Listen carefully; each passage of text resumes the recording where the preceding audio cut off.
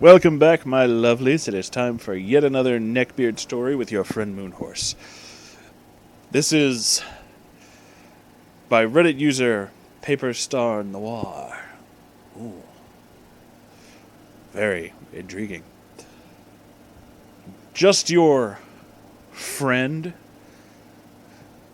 That's the name of the story.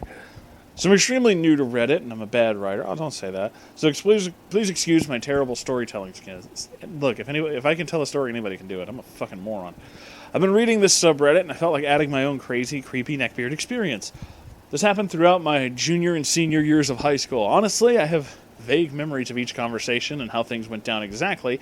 I'll just give you the gist of it.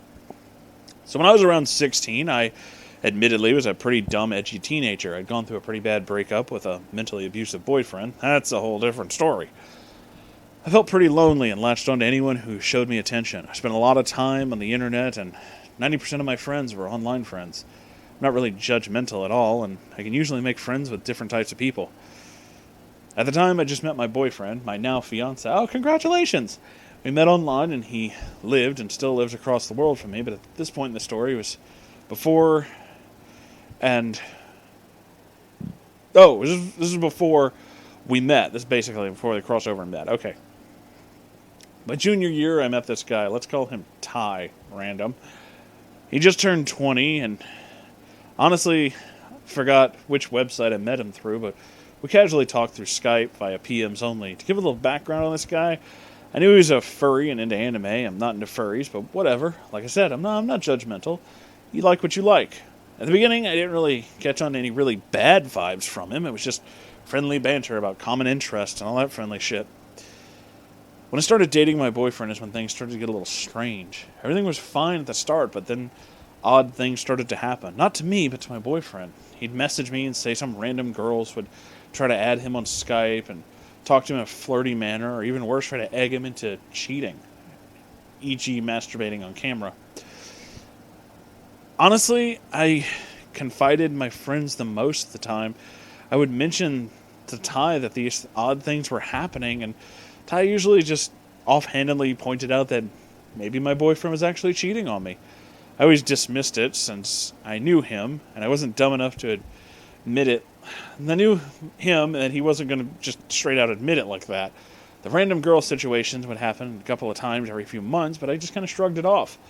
All the while, more and more, Ty and I spoke, I started to get strange remarks from him, especially directed towards my boyfriend. He'd say things like how I didn't deserve a creep like that, or he'd only just hurt me and continue to cheat on me in the end. I took it more as a concerned friend giving me advice with strange things happening, but things kind of took a turn for the worse thereafter. I made the mistake one day of giving him my actual phone number and sending him a selfie. I like to get to know my friends personally, but I was admittedly naive. I'm half white/black, so I have kind of a caramel-colored skin, and he latched onto that real quick, saying how ebony girls are so beautiful, and that I look so cute. She didn't type that, I just wanted to add that part. Of course, I just awkwardly say, thanks for the compliments. This went on for a few weeks. All the while, I just kind of awkwardly dismissed his attempts at flirting, and I did confront him about it. The dude knew I had a boyfriend, but he would just deflect the fact that he was flirting, saying that he didn't have any interest in me other than just being friends. My next mistake was not cutting him out. I believe in second chances, so I kept being friends. Throughout all this time, Ty and I had never really voice/video chatted before, and he asked me if I wanted to, and I said, yeah, okay. But before we got on video call, he gave me this really strange forewarning about himself. He wanted to tell me about his physical condition. What was this condition? He had moobs. Man boobs. Okay, so normally this isn't an issue to me at all, and I don't care if a guy has a bit of fat on his big chest, woo.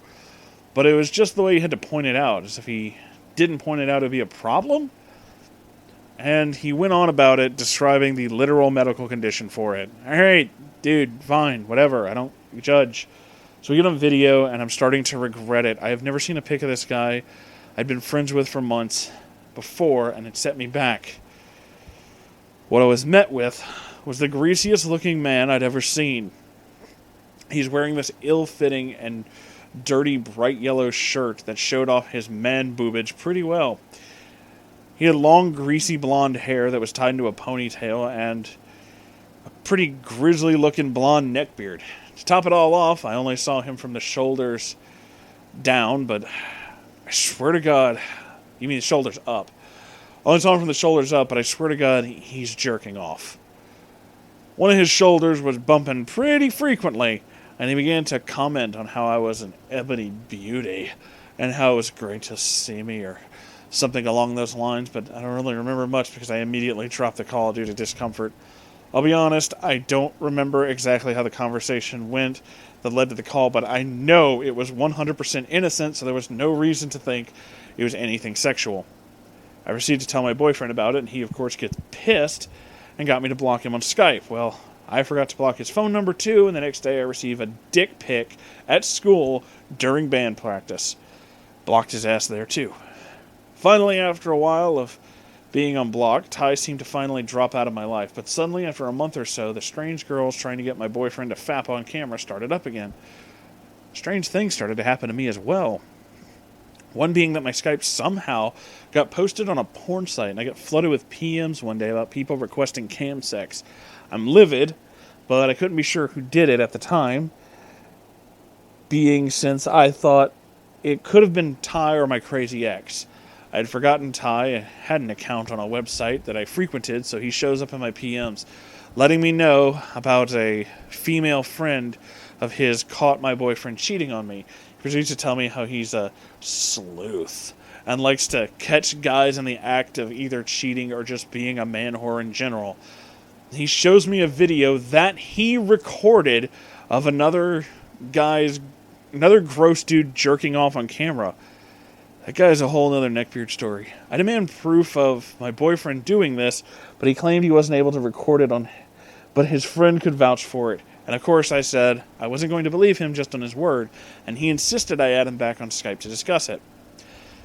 My last mistake is that I added him back on Skype. Then he admitted to trying to set up my boyfriend, and that it was him pretending to be the girl trying to get him to do weird shit on camera. I began to go off about how he was so much better than my boyfriend, and that I didn't deserve him, and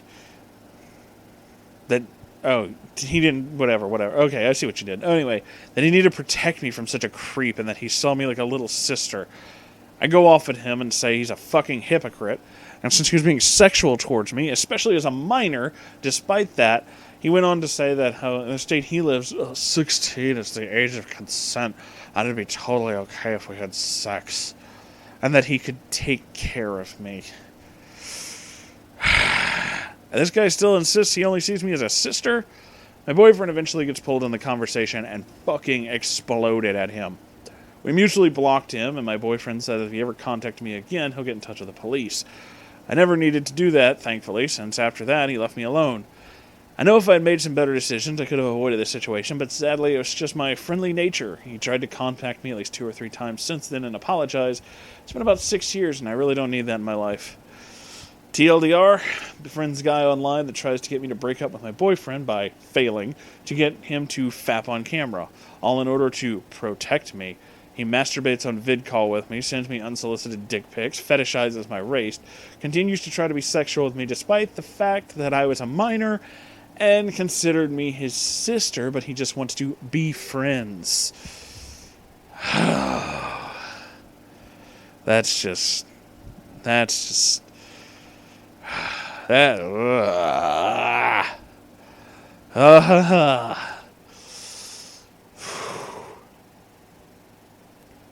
Oh.